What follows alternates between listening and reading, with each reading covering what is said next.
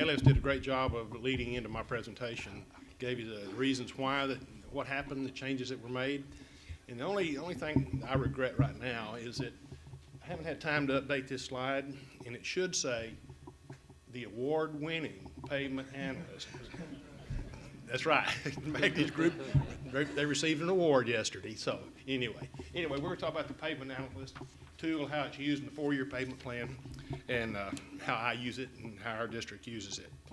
So we want to talk just a minute about how it was prepared in the past, and the information is available on Pavement Analyst and future possibilities we'll have with information. Okay, so what we've had available in the past is visual input. We start with that. All our maintenance supervisors and area engineers and district staff, they run the roads, make a list of the roads and then put priority on those roads. And then the anecdotal information is, we'll talk about more in just a minute, PMIS data in the map format that Ellis was talking about, and then PMIS data in the tabular format. So ongoing visual observations will never be replaced by a machine. That's something we have to have a formal system in place to capture this information and then get it in some kind of system where we can put priorities on the list. And that's our first pass. And then, just driving down the road, just looking out the windshield. And then this one, there's a lot of this that goes on, anecdotal information. It's data collected in a casual or informal manner and relying heavily or entirely on personal testimony.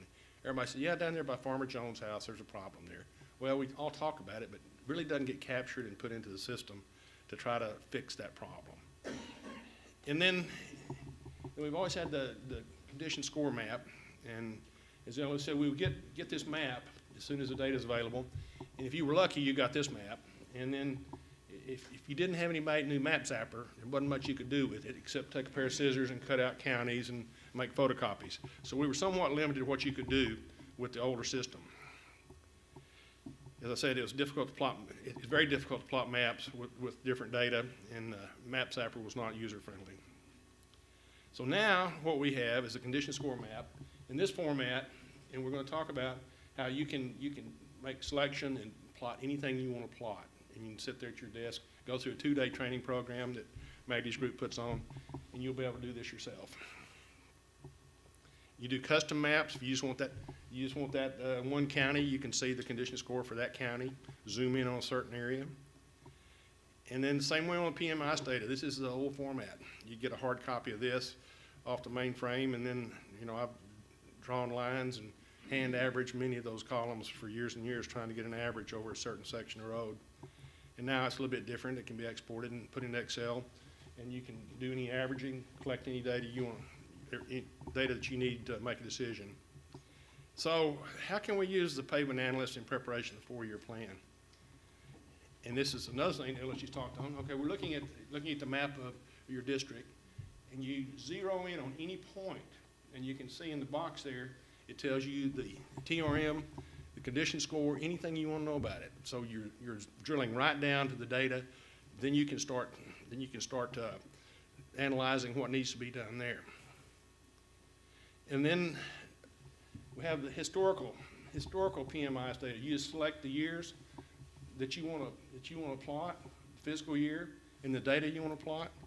And then here's one, the condition score from 2008, 2017. It might give you some indication of what changes have happened through there. You can see a distress score changing and think back what happened, what may have caused that. Just more information that allows you to put together your 4-year pavement plan. And this is one I really like, is that not only you can see it graphically, you can see it graphically across the bottom. So you take your condition score by year plot, and we pick 4 years there, 14 through 17, and you can see how the years go and look for trends and see what's happening there.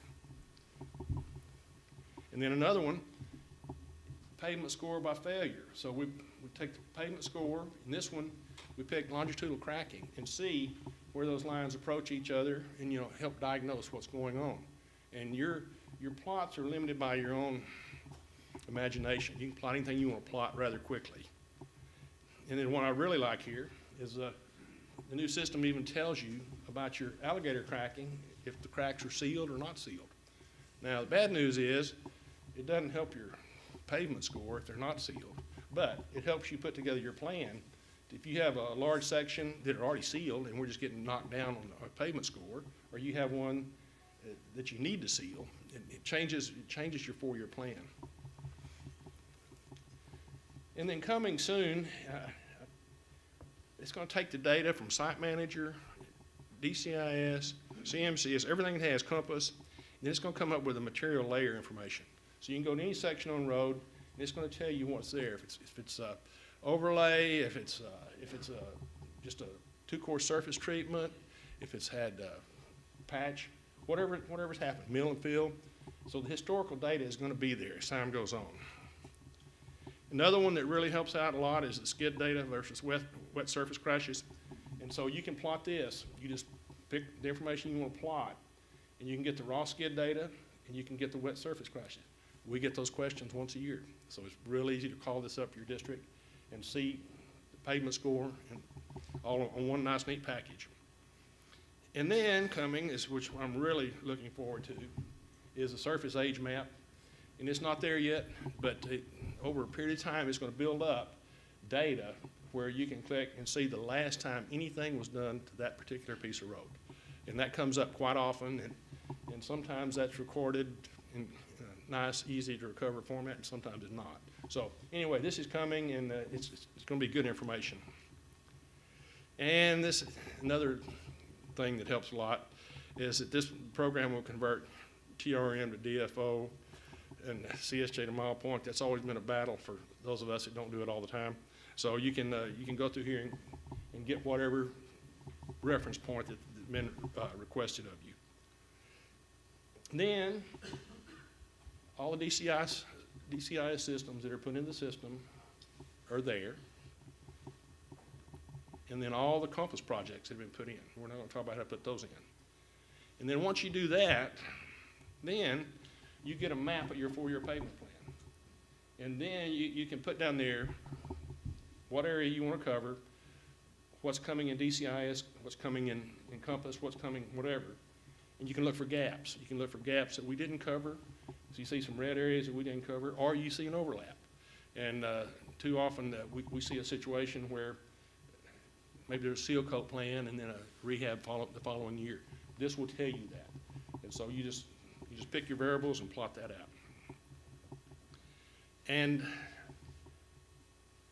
one thing that also is part of the program is optimization, where you can put in your 4-year pavement plan, and then it's all there, all your money you spend, and then it will plot out what your pavement score will do over the next 4 years. And you can change that. You can move to different roads. You can move to different roads, move the money here, move it there, and optimize your expenditure with the money that is available. And data reporting, this is where this report we see all the time. Somebody asks just, what are your lane miles and good or better? This is where the information is available. You can sort that anywhere you want to sort it. So in summary, the award-winning Pavement Analyst is a very good tool. And it puts the PMI scores on a map that's easy to use. The background information is available to pull by anyone. The 4-year pavement plan's on a map, easy to see and update.